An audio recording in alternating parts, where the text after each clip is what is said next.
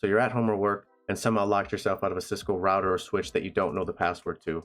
Well, don't worry, if you're at work, you're not going to get fired for this, at least, because I'm going to show you the password recovery process for several different types of Cisco switches and routers, along with showing you how you can actually recover the configuration for the device so that you don't have to build this thing from the ground up again. But anyways, enough with the intro. Let's get into it so you can recover your Cisco device. All right, so the password recovery process for a Cisco router or switch is pretty easy. It only takes 3 steps and at least 1 console cable so that you can get into your device. Now, the 3 steps include rebooting your device and interrupting the boot so that you can get into ROMMON mode. The second step is to change the boot configuration so that the switch ignores the startup configuration and boots up with essentially nothing on it. And the third step is copying over that old configuration that you wanted to recover, or just wiping it if you wanted to start with a clean slate. And I'm going to show you how to do this on 3 different variations. One with older Cisco switches and devices that have a mode button on it. Another one with Cisco routers and newer switches that don't have that mode button. And I'm even going to show you how to do it on the virtual Cisco router too. I mean, I'm giving you a few different options. And I'll leave timestamps for each section so you can skip ahead if you already know the type of device you have.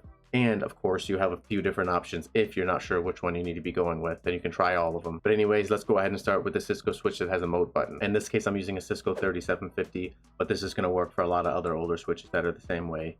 What you're going to want to go ahead and do is power off the switch if you haven't already done so. And then you're going to want to go ahead and plug in your console cable. One end goes into the console port of the switch, the other end goes into your PC. Now, I lied saying you only needed a console port. You obviously also need some sort of terminal emulator software. In this case, I'm using Putty, and I'll leave a link to it below. So we're going to go ahead and switch over to my desktop. And we're going to see here, I'm just on my desktop. I've got my ESXi over here. So what I'm going to search for is Putty. I'm going to open that up. Now I'm going to switch this over to Serial. Now it's going to default to COM1. You're going to want to switch this to the COM port that you're using to connect into your Cisco switch. And if you're not sure off the top of your head, what you can do is open up PowerShell and you can type in mode. And this will show you the different COM ports you have. It's most likely not going to be COM1. You'll probably have like COM2, 3, or 4, or something like that. In this case, I'm using COM4. So I will switch this to COM4. And then my speed, I'm going to leave at 9600. That's the default. Now, it could be different depending on if someone went ahead and changed your baud rate. You can just Google the different baud rates. I'll probably just leave them on the screen somewhere here so you can see some of the other options that you might need to use. But from there, we'll just go ahead and press open.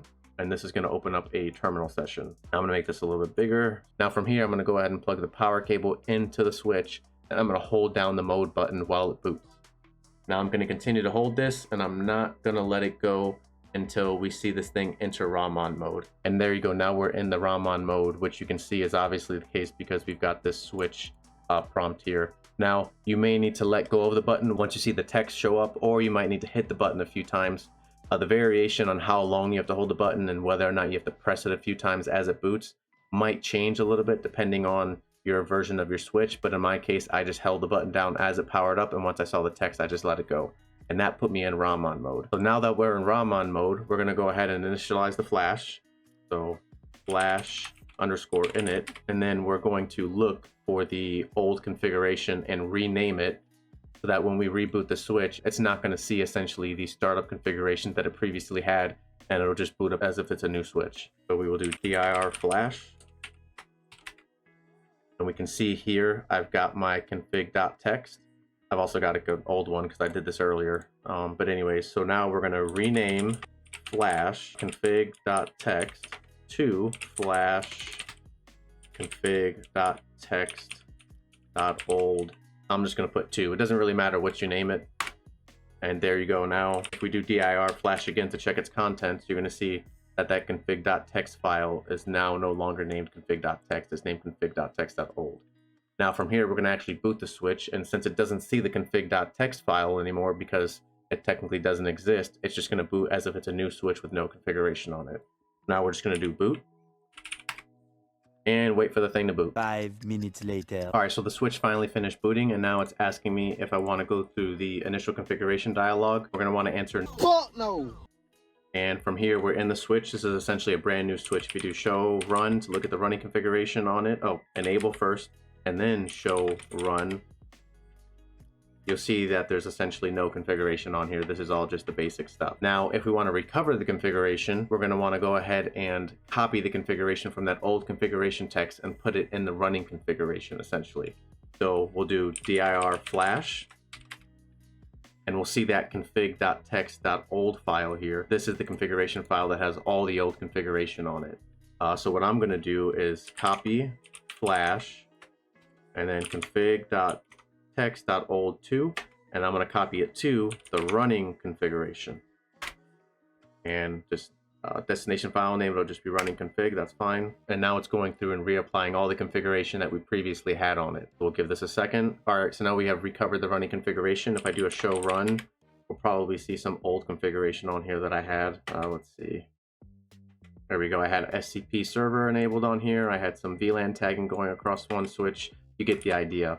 However, the whole reason we went ahead and did a password recovery was because we didn't know the password to begin with. So we'll want to go ahead and potentially create a new password or change the enable secret. So from here, we'll go configuration T, and we'll do username. I don't know, we could just do admin if that's the case, if we want to create a whole new user, and then password or secret if you want to have it encrypted, secret. And I'll just say it's admin. That's just going to be the password for this. So username admin, password admin, and enter. So now I've configured a username and password for this switch. Now, if I need to change the enable password so I can obtain elevated privileges, I'll need to change that. So we'll do enable secret, and then we'll just change that enable secret password to whatever we want. I'll just put admin for now.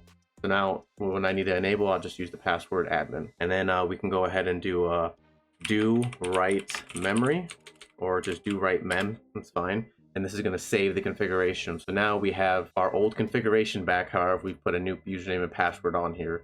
Now you can delete the old username that you had previously on here that you don't know if you want. I'm not going to bother with all that, but you can. And that's it. That's how you do the password recovery process for older Cisco switches that use that mode button. Now let's move on to doing the password recovery process for Cisco routers and some of the newer switches that don't have the mode button.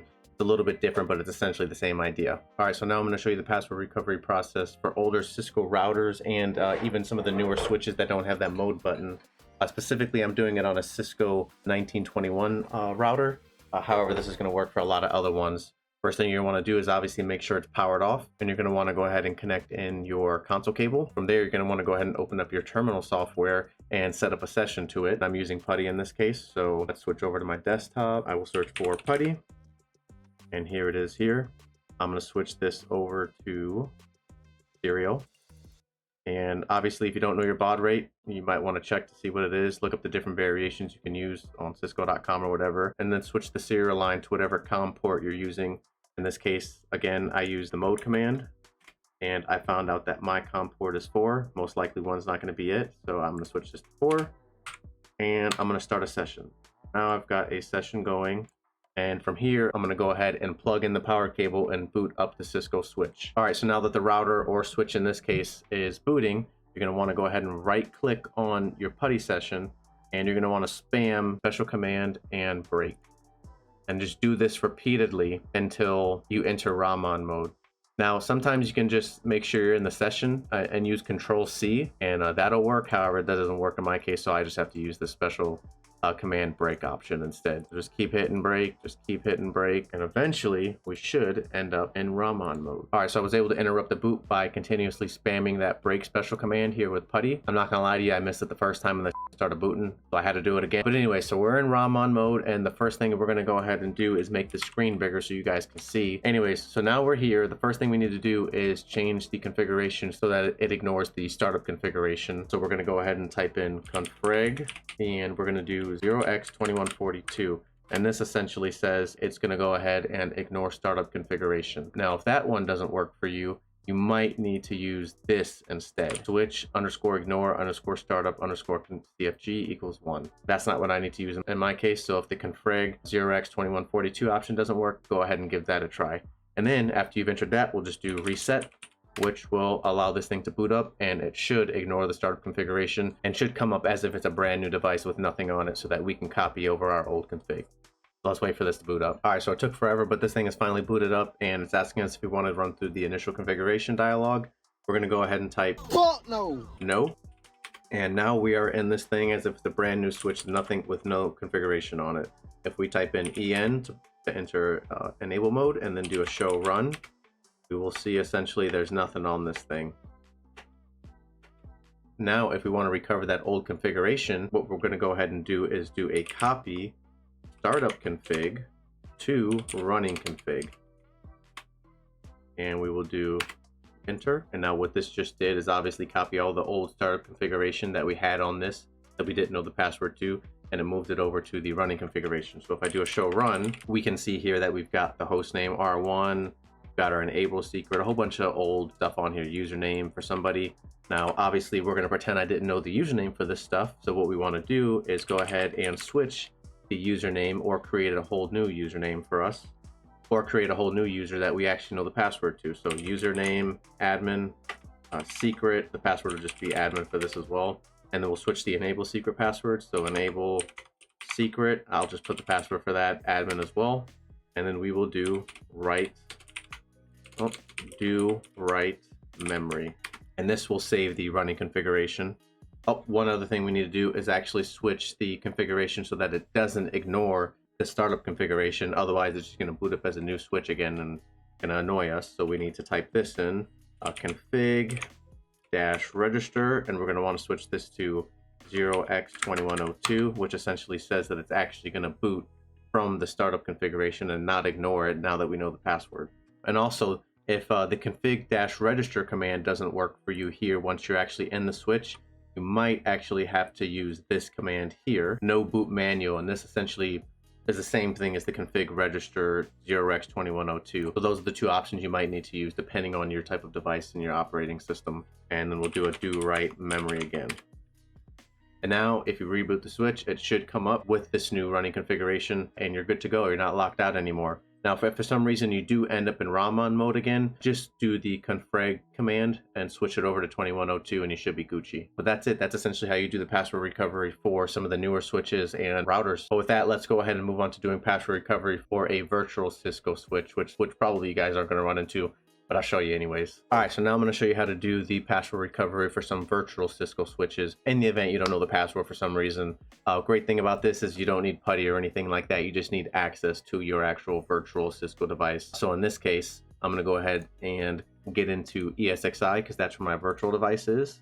So if we go over here, we'll go to my C8000V, and this shit just keeps spinning for some reason. I don't know what's going on with it at the moment. But anyways, I will open a new console session to it. I'll just open it in a new window and that'll bring me over here. I'm already in it. And we can see, if I try and log into this thing and do an enable, there's a password and I'm gonna pretend I don't know it. Okay, so I need to do password recovery for this as well. So what I am going to do is go back over and I'm actually going to shut down this virtual machine, which is just a virtual switch. All right, so now that this thing is all the way shut down, I'm going to power back on and open up a console window to it. And I'm going to hit escape so that it doesn't boot. And then from here, I'm going to press C so that I enter the command line. Now, what I need to do is obviously tell this thing to ignore startup config. So what I'm going to go ahead and do is type confreg and then type yes, or just hit Y again. And then automatically boot default system image. I want to hit yes on this. All right, so you can see here it obviously switched the config register to 2142, which means it's going to ignore startup configuration. And then from here, all I do is type in escape and just hit enter to boot in packages.conf. And from here, it's going to boot up, and it should boot up as if it's a new switch with no configuration on it. And then we'll go ahead and recover the configuration. So I'll give this a second to boot. All right, so this virtual switch has booted. So what we will do is just hit enter so that we can actually get into it. And we can see here there is no configuration on it. If I do enable, I get right into enable and I do a show run. You can see here basically it's just the standard configuration that's on it. There's nothing else on it. Now what I can do is do a copy startup config to running config, and then I'll hit enter. And this will pull the startup configuration that we wanted to recover and put it in running configuration. And from here, all I have to do is create a new username and password that I actually will remember this time so that I can use it to log in next time. So I'll do a config t, and I'll do username. I'll just do admin. The password secret will be admin. And then enable secret. In this case, I'll just name this enable secret password will be admin. And then I will do a do write memory. And there we go. Now I have a username I can actually use to log into the switch. Now you can delete the old username that you can't remember if you want. I'm not going to worry about all that. And then the last thing we want to do is actually configure the switch so that it doesn't ignore boot next time. So I will do config dash register, and I will put this 0x2102, and then just do write memory again, and that will tell it not to ignore boot up next time. So if we boot back up again and for some reason it ignores it, all we got to do is go into it and switch the config register to 0x2102. But you should be good. It shouldn't ignore it because we just told it not to here. And that's how you do the password recovery for a virtual router. But that's it, guys. That's how you do password recovery for older Cisco switches and newer Cisco switches and routers, as well as even a virtual Cisco router. If this was helpful, definitely drop a comment and like down below. And I just got one other question before you go. If you could just answer this for me real quick. You stingy mother.